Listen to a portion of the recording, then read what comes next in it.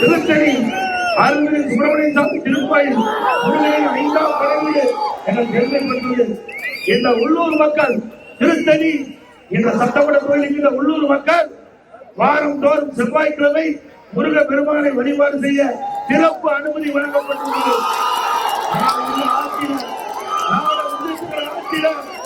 அந்த அனுமதி மறுக்கப்படுகிறது. மீண்டும் அதிமுக ஆட்சி வந்தவுடன் இந்த உள்ளூர் மக்களுக்கு திருத்தணி உள்ளூர் மக்களுக்கு செவ்வாய்க்கிழமை அவர்கள் தரிசனம் செய்வதற்கு சிறப்பு அனுமதி வழங்கப்படும். நீங்க கொடுக்கப்பட்ட வாக்குறுதி ஆட்சிக்கு வந்தவுடன் குடும்ப தலைவிக்கு மாதந்தோறும் 1000 ரூபாய் வழங்குவதாக சொன்னீங்க. ஏன் இதுவரைக்கும் கொடுக்கல? நாங்க பேசணும், எங்களுடைய சட்டமன்ற பேசுறாங்க, ஒதுக்கு போட்டதுல பேசணும், அதுக்கு வெளியேறோம், வேற வழி இல்லாம கொடுப்பதாக அறிவிச்சுக்கிறாங்க.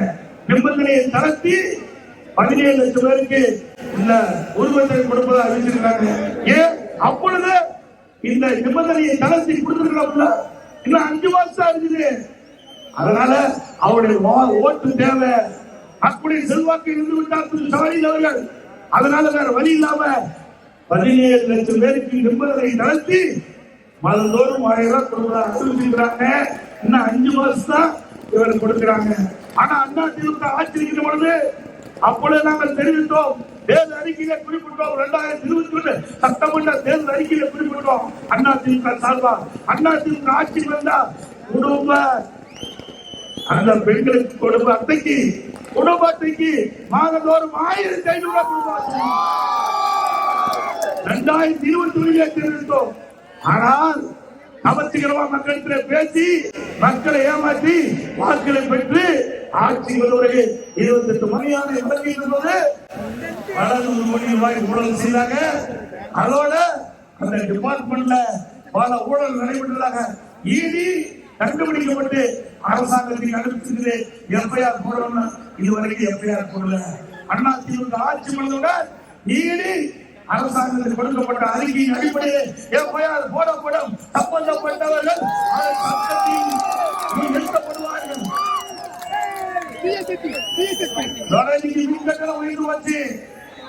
நகராட்சி பேரூராட்சி மின் கட்டணம் ஏழைகள் பாதிக்கப்படுகிற அளவிற்கு விலைவாசி உயர்வு.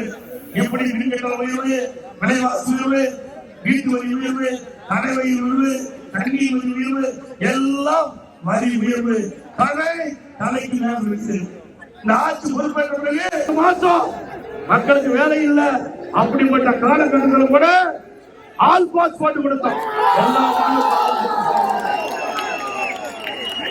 இது அதிமுக ஆட்சியுடைய சாதனை.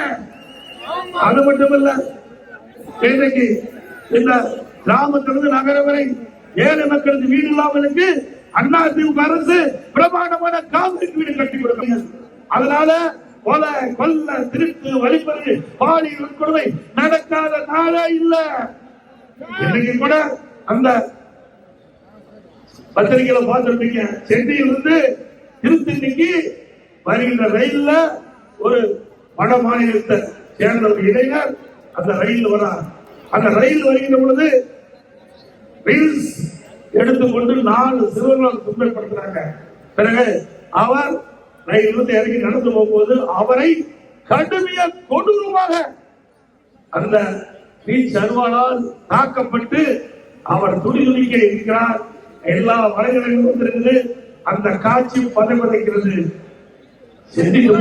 நாட்டு மக்களுக்கு பாதுகாப்பு இல்ல, சிறுமிக்கு பாதுகாப்பு இல்ல, பாட்டிமாருக்கு கூட பாதுகாப்பு இல்லாத ஒரு ஆட்சி அவர ஆட்சி, திமுக ஆட்சி.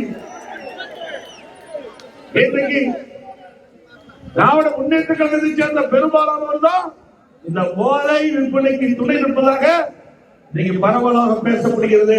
திரு ஸ்டாலின் அவர்களே, உங்களுடைய ஆட்சி வந்த பிறகு ஓராண்டிலே நாங்கள் எச்சரிக்கை கொடுத்தோம், சட்டமன்றத்திலே பேசினோம், தொலைக்காட்சி வாயிலாக பேட்டி கொடுத்தோம். அறிக்கையின் செல்வம் நம்முடைய குழந்தைகள் தான், நம்முடைய குழந்தைகள் தான் நம்முடைய செல்வம். அந்த செல்வம் இந்த ஆட்சியிலே அழியக்குறையிலே ஏற்பட்டு விட்டது.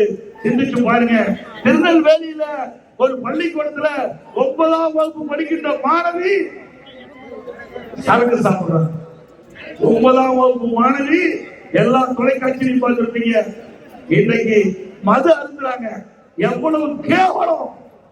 9ஆம் வகுப்பு படிக்கின்ற மாணவிகள் அந்த மது அருந்துறாங்கன்னு சொன்னா இந்த ஆட்சியில எப்படி சட்டம் ஒழுங்கு இருக்கிறது என்பதை எண்ணி பார்க்கிறார். ஸ்டாலின் அவர்களே, இந்த கிராம சொந்த மனைவி 100 வேலை திட்டம் உங்களுடைய தேர்தல் அறிக்கையில 150 உயர்த்தப்படுறீங்க, உயர்த்துறாங்களா? இன்னைக்கு அதிமுக அது பொறுத்துக் கொள்ள முடியாத திரு ஸ்டாலின் அவர்கள் இந்த திட்டம் ரத்து செய்யப்படும் என்ற ஒரு பொய்யான அவதூறு செய்தியை பரப்புகிறார்.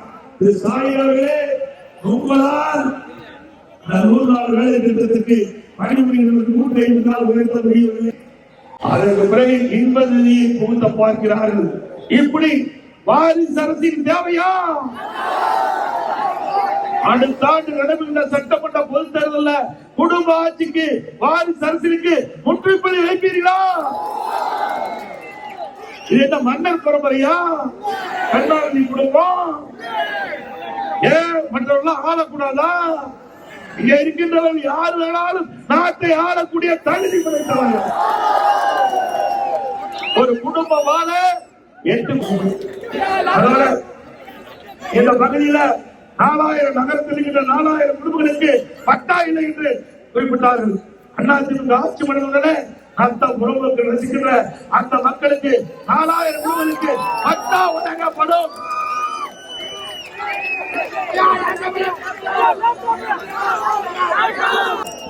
இந்த 177க்கு பிறகு 178வது எழுச்சி பயணம் திருத்தணி சட்டமன்ற தொகுதியிலே நடைபெற்று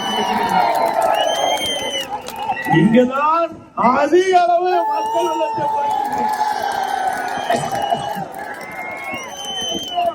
அடுத்த ஆண்டு நடைபெறுகின்ற சட்டமன்ற பொது தேர்தலில் திருத்தணி சட்டமன்ற தொகுதி தமிழகத்தை மக்களை தமிழகத்தை ஸ்டாலின் பெயர் நிர்மாண அரசு ஸ்டாலின் மக்களுக்கு கைப்பொங்கல் நல்வாழ்த்துக்கள்.